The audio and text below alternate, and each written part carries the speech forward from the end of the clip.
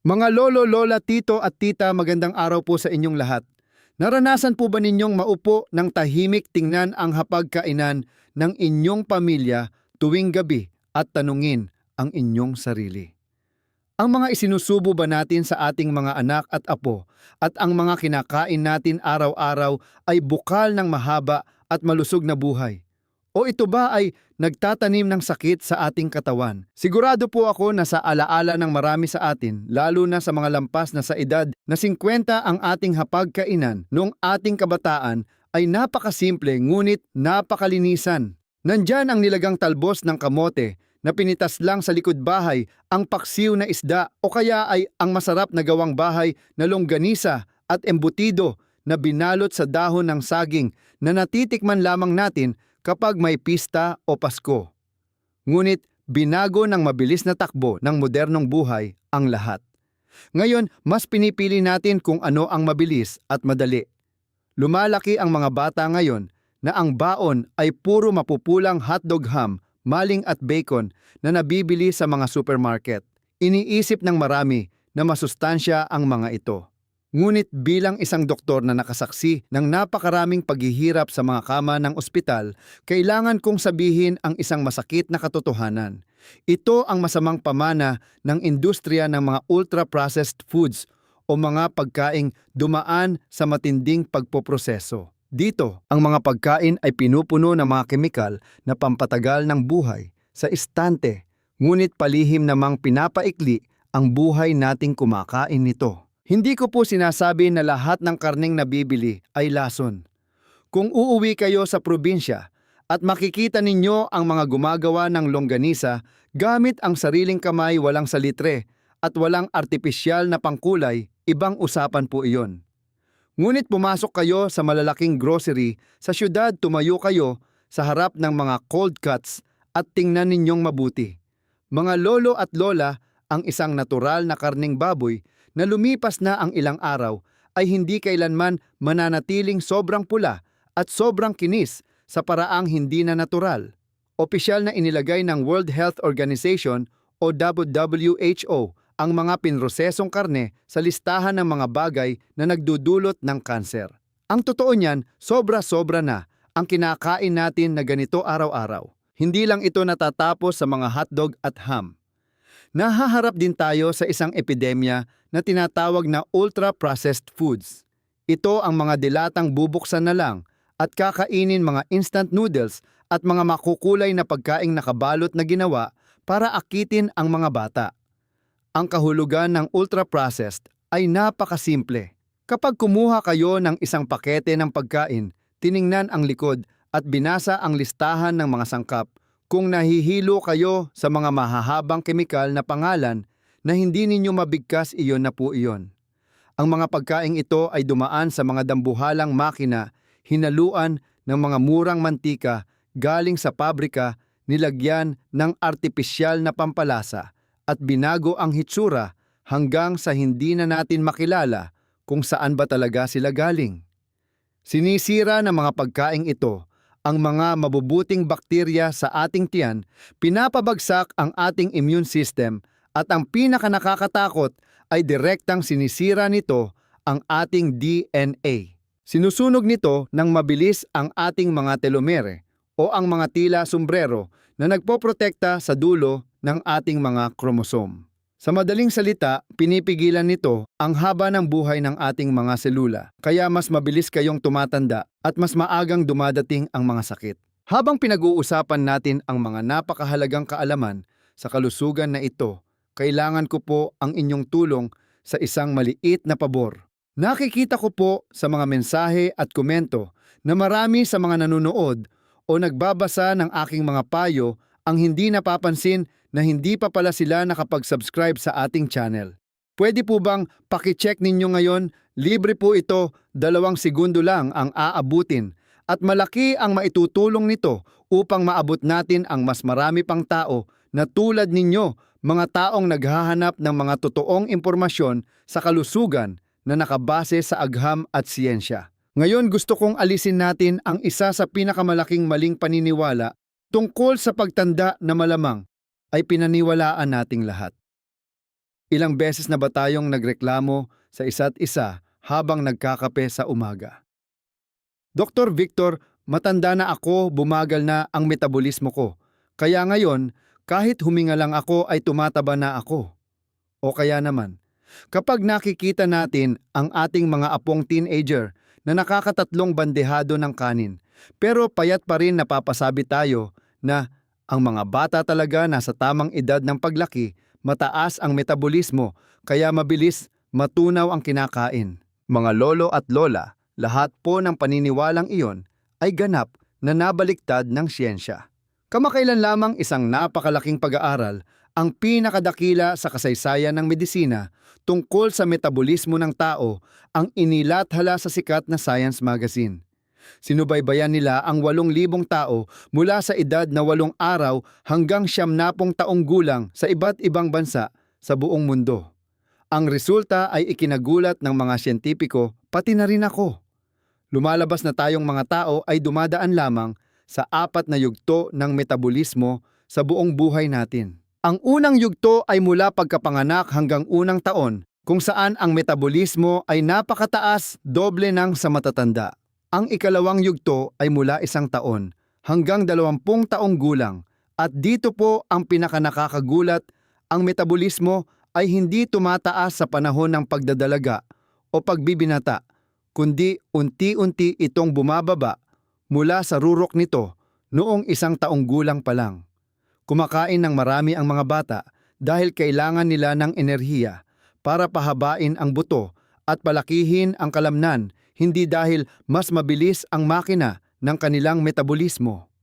Ang ikatlong yugto mula 20 taong gulang hanggang 60 taong gulang, mga tito at tita, ang antas ng ating metabolismo ay isang tuwid na linya, matibay na parang bato at hindi nagbabago. At sa huli mula 60 taong gulang pataas hanggang 90, doon pa lang ito magsisimulang bumaba, ngunit sa napakabagal na paraan at hindi pa bulusok gaya ng ating inaakala. Ano ang ibig sabihin ng katotohanan ito? Ibig sabihin kung ang isang tao sa edad na 45 o 50 ay tumaba na wala ng hugis ang katawan at sinisisi ang mabagal na metabolismo dahil sa pagtanda, sila po ay nagkakamali. Ang pamumuhay ang katamaran sa paggalaw at ang naipong taba ang siyang totoong salarin kung bakit bumabagal ang metabolismo at hindi dahil sira ang sistema ng katawan. Ang ating katawan ay sadyang napaka-perpekto. Ang makina ng metabolismo ng bawat tao ay halos pare-pareho, ngunit kung ano ang ipinapasok natin sa ating bibig ang siyang nagdedesisyon kung bibilis o babagal ang takbo ng sasakyang ito. Ang sobrang taba ang nagpapabagal sa metabolismo, hindi ang mabagal na metabolismo ang nagdudulot ng taba. Baliktad po ang nangyayari. Hayaan po ninyong ipaliwanag ko ito gamit ang isang pamilyar na sitwasyon. Ang proseso ng metabolismo sa katawan ay parang makina ng isang sasakyan at ang pagkain ay ang gasolina. Kapag paubos na ang gasolina at umiilaw na ang gauge, ipapasok ninyo ang sasakyan sa gasolinahan at magkakarga kayo. Kapag puno na ang tangke, tutunog ang hose ng gasolina na parang isang click hihinto ang daloy ng gas, tatanggalin ninyo ang hose at aalis na kayo. Napakaayos, hindi ba? Ngunit ang trahedya, ang katawan ng tao ay walang ganoong mahiwagang click na tumutunog. Kapag umupo tayo sa hapagkainan dahil napakasarap ng pagkain o dahil sa nakasanayang ubusin ang tira para hindi masayang patuloy nating pinupuno ang ating tiyan kahit busog na tayo. Isipin ninyong nasa gasolinahan kayo, puno na ang tangke pero patuloy pa rin ang pagbomba ng gasolina. Aapaw ang gasolina, dadaloy pababa sa sasakyan papunta sa gulong at maiipon bilang isang nakakalason at madaling mag-apoy na likido sa inyong paanan. Nakatayo kayo sa isang napakadelikadong sitwasyon. Ganito rin po pinoproseso ng ating katawan ang sobrang pagkain. Hindi nito pwedeng hayaan na maglaho na lang sa hangin ang sobrang enerhiya. Sa halip, gumagawa ito ng mga fat cells o selula ng taba na nagsisilbing mga dagdag na tangke at doon isinisiksik ang sobrang gasolina. Lumalaki ang mga selulang ito na parang mga lobong puno ng tubig. Kapag napuno ang isang lobo, gagawa na naman ang katawan ng iba pa. Iyan po ang taba sa ating bilbil at ang visceral fat o tabang nakabalot sa ating atay at bituka. Ang tabang iyan ay hindi lang nakaupo ng tahimik. Parang umapaw na gasolina, ito ay palihim na nagliliyab at nagdudulot ng nakamamatay na kondisyon na tinatawag na matagalang pamamaga o chronic inflammation. Ang matagalang pamamagang ito, ang mismong ugat ng diabetes, high blood, pagbabara ng ugat at cancer. Ngunit mga lolo at lola, napakabuti ng ating manlilikha. Ang ating katawan ay palaging may mekanismo para linisin ang sarili at sunugin ang umapaw na gasolinang iyon basta bigyan lang natin ito ng pagkakataon. Ang susi rito ay isang hormone na tinatawag na insulin na ginagawa ng ating lapay. Sa tuwing tayo ay kakain, tumataas ang insulin. Ang trabaho nito ay kunin ang gasolina at itago sa bodega. Habang mataas ang insulin ang katawan ay nasa mode ng pag-iipon at hinding-hindi nito papayagang sunugin ang taba. Sa kabilang banda, kapag huminto tayo sa pagkain, bababa ang insulin, aatras ang katawan at bubuksan ang bodega ng taba para sunugin ito bilang enerhiya. Ang pinakadakilang proseso ng pagsusunog ng taba sa tao ay nangyayari ng natural habang tayo ay mahimbing na natutulog. Ito ang oras na ang ating katawan ay nag-aayuno nang hindi natin namamalayan. Kaya imbes na pilitin ang sarili sa mga mahihirap na diet o gutumin ang sarili hanggang sa mahilo, kailangan nyo lang kontrolin ang oras. Subukan po ninyo ito. Kumain kayo ng hapunan ng 7:00 ng gabi. Pagsapit ng 8:00, tapos na kayong maghugas ng plato at simula sa sandaling iyon, bawal nang magpasok ng anumang pagkain, sitsirya o matamis sa inyong bibig. Marami sa atin ang may nakasanayang manood ng telebisyon ng ika-siyam o ika-10 ng gabi, tapos ay magtitimpla ng kape o gatas, kakain ng butong pakwan o titikim ng biskwit. Pakiusap po, huwag ninyo nang gawin iyon. Bawat kagat na iyon ay magpapataas ng insulin at agad napapatayin ng katawan ang sistema ng pagsusunog ng taba. Kung titigil kayong kumain ng 8:00 ng gabi at matutulog ng 11:00, niregaluhan ninyo ang inyong katawan ng 3 oras na ginto para linisin ang sobrang enerhiya. Matutulog kayo ng mahimbing ng 8 oras. Pagkagising ninyo ng 7:00 ng umaga kinabukasan, huwag kayong magmamadaling pumunta sa kusina para mag-almusal. Uminom muna ng isang basong maligamgam na tubig, maglakad-lakad, mag-unat, magdilig ng halaman o magbasa ng dyaryo. Pagkalipas ng 1 oras, bandang 8:00 ng umaga, saka kayo umupo para mag-almusal. Kwentahin po natin, 3 oras sa gabi, 8 oras na tulog at 1 oras sa umaga.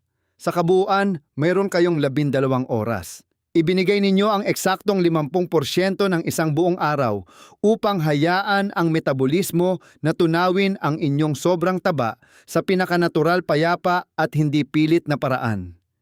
Iyan po ang sining ng pagbibigay ng espasyo sa katawan na pagalingin ang sarili at ilabas ang pinakamalakas nitong depensa nang hindi gumagastos ng kahit 1 sentimo sa pampapayat na gamot. At kapag pinag-uusapan natin ang depensa ng katawan, mayroong isang kamangha-mangha ngunit nakakatakot na mekanismo na dapat kong ibahagi sa inyo, ang paggawa ng mga bagong daluyan ng dugo o angiogenesis. Isipin po ninyo ang sistema ng ating mga ugat na parang isang napakalawak na network ng irigasyon na nagdadala ng tubig at sustansya para diligan ang bawat selula at bawat hardin sa ating katawan. Kapag maayos ang irigasyong ito at sapat ang tubig, mananatiling luntian at malusog ang ating mga organo. Ngunit kapag nagkaroon ng depekto at kulang ang daluyan ng dugo, magkakaroon ng tagtuyot.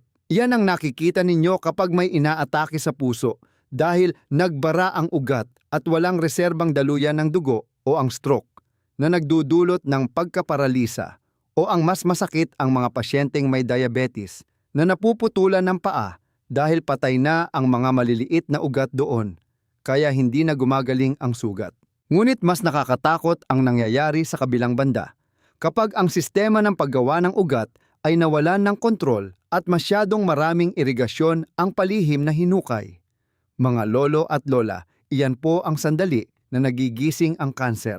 May isang nakakakilabot na katotohanan na natutunan ko sa medical school sa oras na ito habang nanonood o nagbabasa kayo nito sa loob ng katawan ko. At sa loob ng katawan ninyong lahat, mayroong napakaraming maliliit na selula ng kanser na nabubuhay. Mayroon tayong 40 trilyong selula na nagmumultiply araw-araw at hindi maiiwasan ang mga pagkakamali.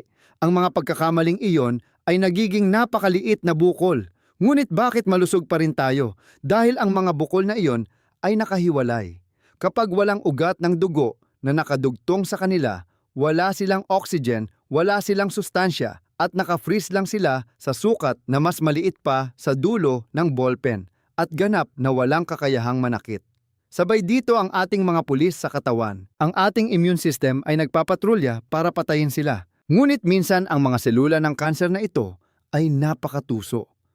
Naglalabas sila ng mga kemikal na parang isang pekeng tawag ng saklolo, nililin lang ang katawan na nagsasabing, "Sugatan. Ako, padalhan ninyo ako ng daluyan ng dugo para iligtas ako." Kung maloko ang katawan at simulan nitong gumawa ng mga ugat na tutusok sa bukol, babagsak ang lahat. Nasukat sa mga pag-aaral na sa mismong sandaling dumampi ang ugat ng dugo sa bukol, ang bilis ng paglaki nito ay maaaring sumabog ng 16,000 beses sa loob lamang ng 2 linggo. Mula sa isang tuldok na parang dulo ng karayom lalaki ito na parang ubas hanggang sa kainin nito at sirain ang ating mga organo. At ano ang nagpapadali sa kanser na akitin ang mga ugat ng dugo? Walang iba kundi ang matagalang pamamaga. Ito ang nagbabagang apoy na dulot ng ating walang limitasyong pagkain, pag-iimbak ng taba at mga nakalalasong pagkain. Kapag ang katawan ay patuloy na namumaga, nasisira ang mga signal ng alarma at hindi sinasadyang nakakagawa ng perpektong kapaligiran para manakaw ng kanser ang dugong kailangan nito para mabuhay. Kaya paano natin puputulin ang linya ng buhay ng kanser? Paano natin sila gugutumin bago pa man sila lumaki? Ang sagot ay hindi lamang matatagpuan sa ospital o sa mga mamahaling reseta ng doktor. Ang sagot ay nasa inyong kusina, sa inyong refrigerator at sa inyong hapagkainan araw-araw. Napatunayan ng mga pinakadakilang siyentipiko na may mga simpleng pagkain na may kapangyarihang pigilan ang abnormal na paggawa ng ugat ng dugo at putulin ang buhay ng selula ng kanser. Halimbawa narito ang butong pakwan o sunflower seeds. Paborito itong kutkutin nating mga Pilipino kapag nanonood ng TV o nagkukwentuhan. Ang sunflower seeds ay hindi lang masarap kundi mayaman sa fiber at may napakalakas na bioactive compound na nagpoprotekta sa mga stem cells, tumutulong sa katawan na ayusin ang sarili mula sa loob. Ngunit dapat ninyo itong tandaan, bumili lamang ng plain na sunflower seeds iyong walang lasa at hindi hinaluan ng kung ano-ano. Huwag bumili ng mga butong binalutan ng karamel, cheese o nakalubog sa sobrang asin. Ang napakaraming sodium at murang mantika na nakabalot sa mga butong iyon ay sisira sa lahat ng benepisyo nito sa kalusugan at magdudulot pa ng high blood at pagkasira ng mga ugat. Kung gusto ninyo ng medyo may lasa, kayo na lang mismo ang magsangag sa bahay at budburan ng napakakaunting sea salt, sapat na po iyon. Alalahanin din ninyo ang payo ko tungkol sa pag-aasin ng pagkain. Kapag nagluluto, imbes na magbuhos ng isang malaking kutsara ng asin, kapag luto na ang ulam, magbudbod kayo ng kaunting asin ng direkta sa mainit na olive oil sa kawali bago igisa. Mas makokontrol ninyo ang dami ng sodium na pumapasok sa inyong katawan, mananatiling mabango at masarap ang ulam nang hindi nahihirapan ang inyong mga bato o kidneys. Bukod sa pagkain, napakahalaga rin ng ating mga inumin. Huwag po kayong matakot na alisin ng tuluyan ang mga diet soda o diet soft drinks sa inyong buhay. Marami ang nagkakamali na ang diet o sugar-free ay ligtas. Ngunit napatunayan ng siyensya na ang mga artipisyal na pampatamis sa mga ito ay sumisira sa microbiome ng bituka, ginugulo ang metabolismo, at mas malakas pang sumira sa ating immune system kaysa sa totoong asukal. Sa halip, ibalik natin ang 3 inuming nagliligtas ng buhay na ibinigay ng kalikasan. Purong tubig, tsaa at kape na orihinal at walang asukal. Ang isang mainit na baso ng berdeng tsaa o green tea sa umaga o isang tasa ng purong itim na kape na walang asukal ay naglalaman ng libu-libong polyphenol na pumipigil sa paglaki ng mga ugat na nagpapakain sa kanser. Paano naman ang alak o beer? Sa Pilipinas, kultura na natin ang mag-inuman ang uminom ng lambanog o gin at marami ang gumagamit sa rason na ang red wine ay maganda sa puso para linlangin ang kanilang sarili. Bilang isang doktor na nakabase sa totoong siyensya, kailangan kong tapusin ang ilusyong ito. Ang alkohol ay isang lason. Sinasayang nito ang utak, sinisira ang mga selula ng atay, at walang naibibigay na anumang pakinabang sa katawan.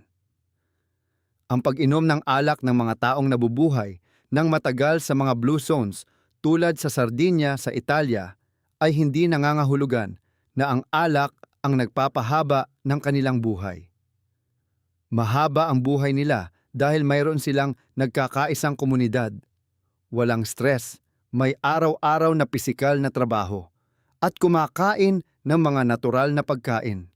Ang isang baso ng alak doon ay ginagamit lang bilang pampasaya sa pakikipagkapwa-tao at hindi bilang isang lason na inilalagay sa katawan para mawala ang stress sa trabaho gaya ng ginagawa ng maraming tao ngayon sa syudad. Maging mulat po tayo, pakinggan natin ang ating katawan sa halip na maghahanap ng dahilan para ipagpatuloy ang masasamang nakasanayan. Mga lolo, lola, tito at tita, ang paglalakbay natin sa mga medikal na kaalamang ito ay maaaring nakagulo sa inyong mga nakasanayang gawain. Ngunit umaasa ako na imbes na mag-alala, maramdaman ninyo ang liwanag ng pag-asa. Ang katawan ng tao ay hindi isang makinang walang buhay na naghihintay lang masira. Ito ay isang kamanghamanghang universo na binigyan ng pinakamagagaling na sistema ng depensa para lumaban para sa atin at protektahan tayo hanggang sa ating huling hininga. Ang paggaling ay hindi nagsisimula sa isang reseta sa ospital. Ang paggaling ay nagsisimula sa hapagkainan ng pamilya, mula sa sandaling ibinaba natin ang ating kutsara at tinidor dahil alam nating tama na ang laman ng ating tiyan. Nagsisimula ito kapag tumanggi tayo sa dilatang karne para piliin ang isang buwig ng sariwang luntiang gulay. Nagsisimula ito kapag tayo ay naging pasensyoso, na hayaang magpahinga ang ating katawan, ang hayaan itong magutom ng kaunti sa gabi para malinis nito ang mga nakalalasong dumi sa loob. Hindi kailanman huli ang lahat para simulan ulit ang pagmamahal sa sariling katawan.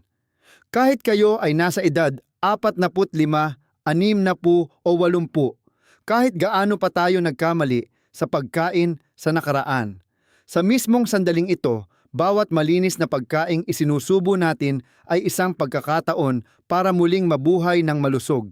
Ituring ninyo ang pagkain bilang isang gamot na puno ng pagmamahal at kumain ng may pasasalamat sa buhay.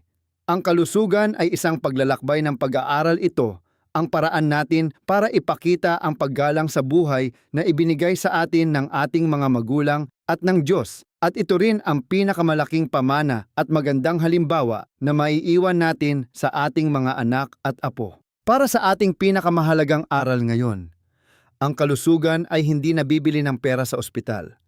Ito ay inaani mula sa ating mga simpleng desisyon sa kusina araw-araw. Ang ating katawan ay isang napakagandang templo na laging handang magpagaling sa sarili. Kailangan lang nating itong bigyan ng tamang pagkain at tamang oras para magpahinga. Umaasa po ako na ang ibinahagi ko ngayon ay nagtanim sa inyong puso ng matibay na tiwala sa kakayahan ng inyong katawan na pagalingin ang sarili. Kung nakita ninyong makabuluhan ang mga kaalamang ito at maaaring makatulong na iligtas ang kalusugan ng ibang tao, mangyari po lamang na mag-iwan kayo ng komento sa ibaba para ibahagi ang inyong mga natutunan. Huwag po ninyong kalimutang i-click ang subscribe button at i-share ang artikulong ito sa mga pinakamamahal ninyo sa pamilya at mga kaibigan. Ang inyong pagtulong ay magpapalaganap ng mga totoong kaalaman sa siyensya at magtatanim ng bagong pag-asa para sa milyon-milyong Pilipino. Hangad ko po para sa inyo mga lolo at lola, mga tito at tita, ang palaging mapayapa, tahimik at napakalusog na buhay. Ako po si Dr. Victor Castillo. Maraming salamat at hanggang sa muli.